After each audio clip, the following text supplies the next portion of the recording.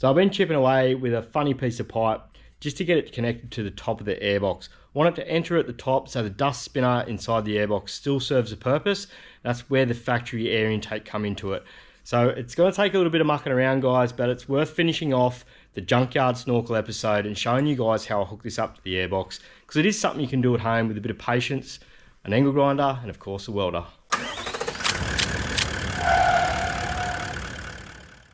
Okay, so I have got this to a point where I'm just ready to tack it on. The initial shape is done, and look, there's no describing what I've done here, guys. Just keep grinding, cutting, and bending until it fits the side of the airbox and locates with your snorkel.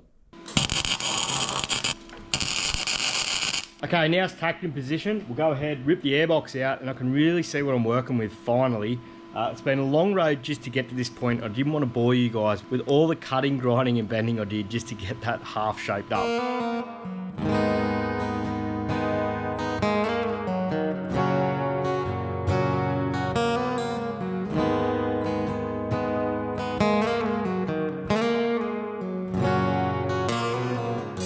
Okay, so we'll put a couple more tacks on it because I know it's in the right spot, and then we'll go about starting to shape up the rest of it.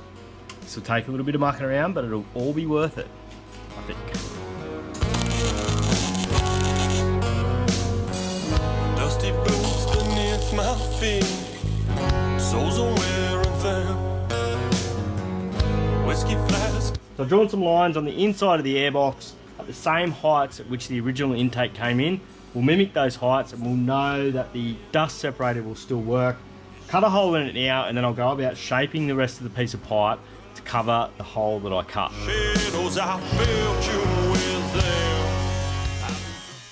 Okay, we'll slice a bit of pipe to match what's left of the intake that I made and just start bending and shaping that into position. I am only going to tackle this in place and then Sikaflex it around where it joins into the airbox. You don't want to go pumping that much heat into the airbox, it'll warp and then that lid will never go back on. So this isn't going to be the prettiest thing, but it will work perfectly and it'll be perfectly functional. Just giving you guys a bit of a head start if you're wondering how to do this in the shed. Just do it your way and have a go, guys. That's what we're doing today. Searching high and low, trying to find the girl I seen behind my eyes. I used to know her face. I've been searching high and low, looking for a way back to the place we used to call our home. Find a way.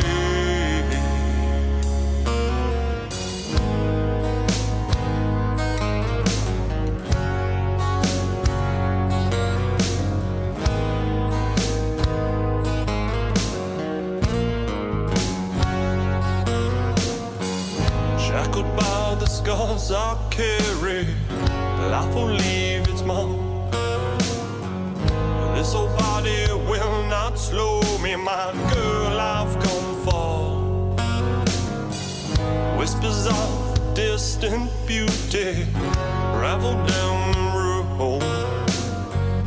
No one loving will soon save me, I feel it in my bones.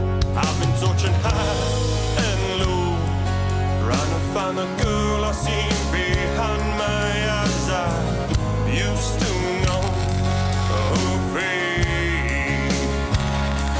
I've been searching high and low, looking for a way back to the place we used to call our home. Oh, find a way, find my way.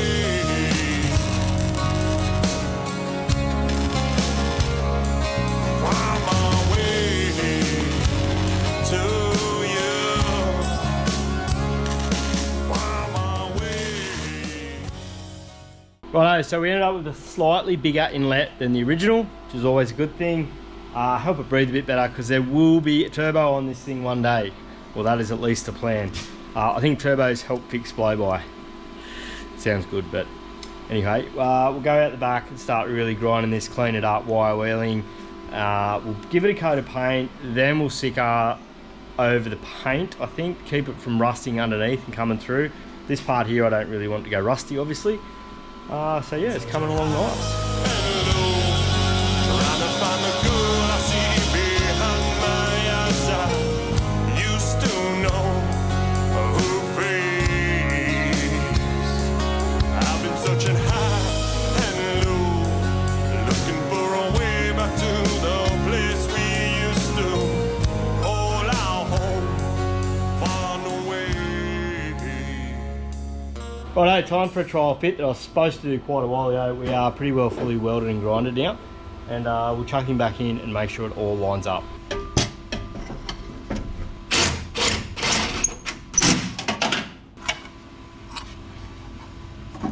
I'm pretty proud of that. That works really well.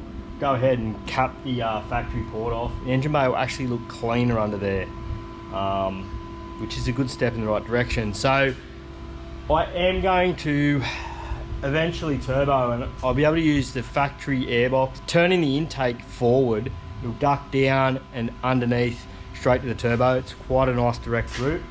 I don't think it'll be too hard. There's plenty of room down there for a low mount. We're going to even try and use the factory exhaust manifold. I think there's a way you can do it, but yeah, look, I don't know if it'll be the right way to do it, but we're going to have a crack, and this is going to come together nicely.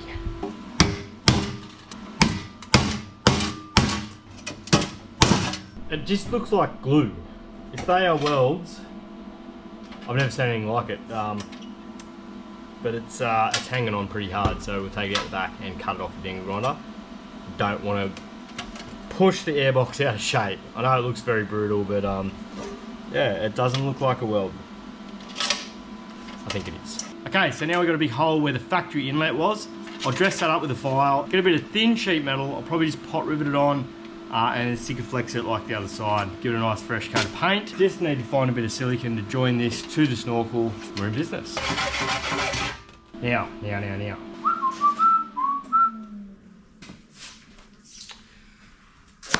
Okay, I did have some sheet metal somewhere.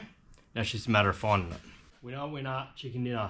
This is just a pearl and brace off a shed kit I've done in the past. So there's lots of stuff laying around that, yeah, it's worth keeping steel. I'm not a hoarder. Don't throw steel away. It's so bloody expensive to buy. And unlike timber, you can just glue things back together as you need them. That's probably not how you're supposed to do things, but that's how we do it in STS Garage. So I'll cut a piece of this with some tin snips, and I'll fit it, pot rivet it, and probably drill them back out, clean it all up, paint it, then I'll get some Sikaflex, all in that order, and it's probably not going to all happen this afternoon. Kids are coming home shortly, and get back on with day-to-day duties and life, and that's how things go when you're doing projects like this. So we won't get it all finished this afternoon, but I will get it finished tomorrow. That works perfectly, a nice thin bit of sheet metal. Once it's all painted, you won't really notice it. Yeah, really glad to have that hooked up, and might even change the note of the old boy. And a car like this, it is about the noises, the smells, the rough ride. It's an event when you drive it, and this will definitely add to it, that's for damn sure.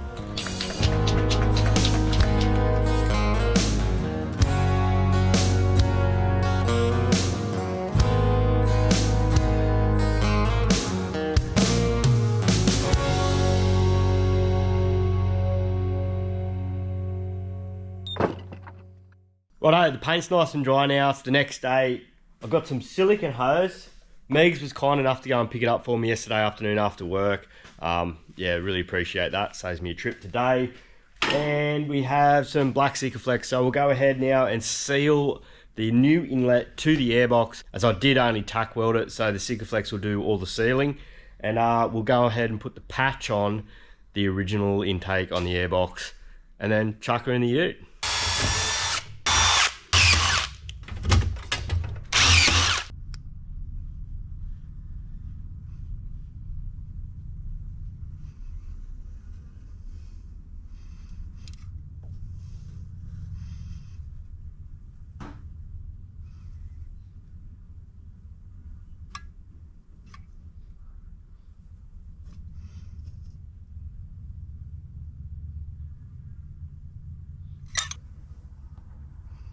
Okay, I'm really going to try and get this good enough straight out of the gun. I don't want to touch it on the outside. I'll try not to edit what I just said out, because this could go pear-shaped. I'll show you the ugly truth of dealing with Sikaflex I've always found silicon's quite easy. You just use soapy water and wipe it over and it comes up really nice. Sigflex doesn't seem to work as well with soapy water. It still gets messy, so try and get it really neat out of the gun. Try not to touch it too much. This could all go pear-shaped though.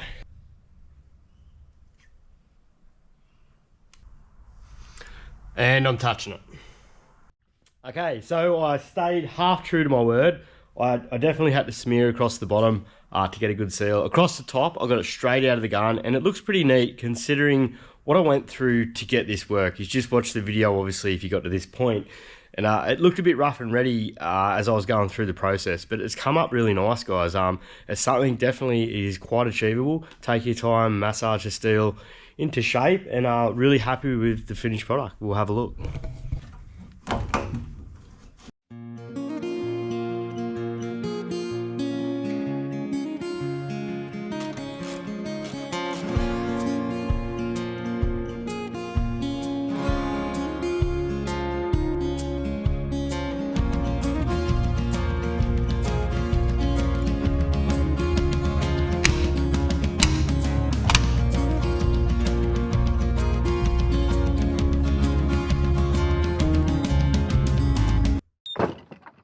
Well guys, I'm pumped with that. The engine bay is actually a lot cleaner with that snorkel attached now. There's so much room here at the front.